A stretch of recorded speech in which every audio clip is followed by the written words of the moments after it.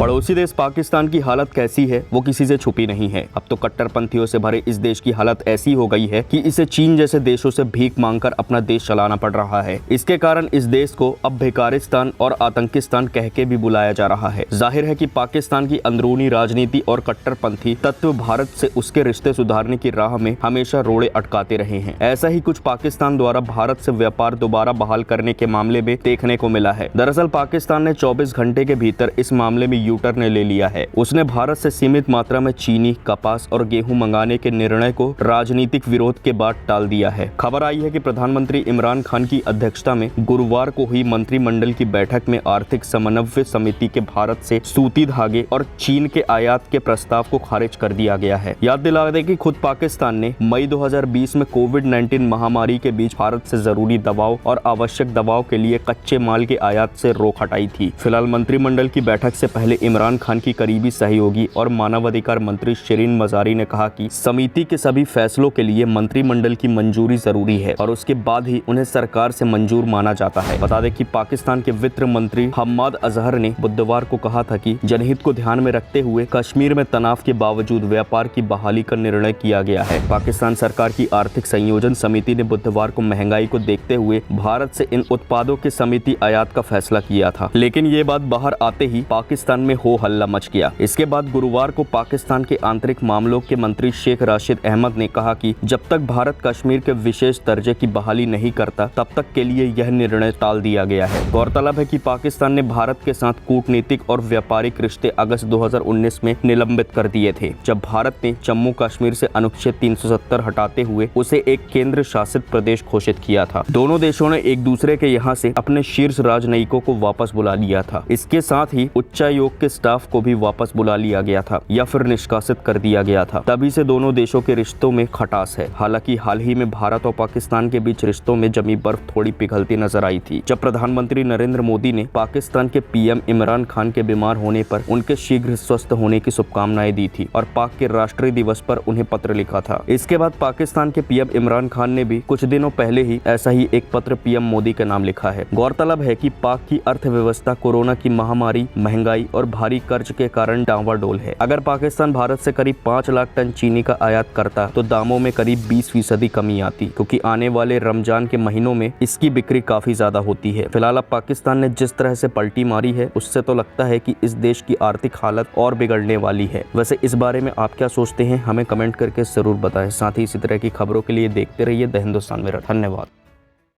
Twitter पर किस बात पर हो रही है बहस? मोदी ने कौन सा बड़ा ऐलान कर दिया? इंस्टाग्राम पर क्या फैला है? क्रिकेट जगत में किसने छुड़ाए किसके छक्के? राजनीति में क्या हो रही है उठापटक? किसने किस पर कसा तंज? अब इन सब की जानकारी मिलेगी एक ही जगह पर। जी हाँ, सब्सक्राइब करके द हिंदुस्तान मिरर को और पाएं डेली न्यूज, राजनीतिक उठापटक, क्रिकेट की खबरें और भी बहुत कुछ, सिर्फ और सिर्फ द हिंदुस्तान मिरर। तो अभी स्क्रीन पर दिख रहे रेड बटन को दबाकर जुड़ जाए द हिंदुस्तान मिरर के साथ। धन्यवाद।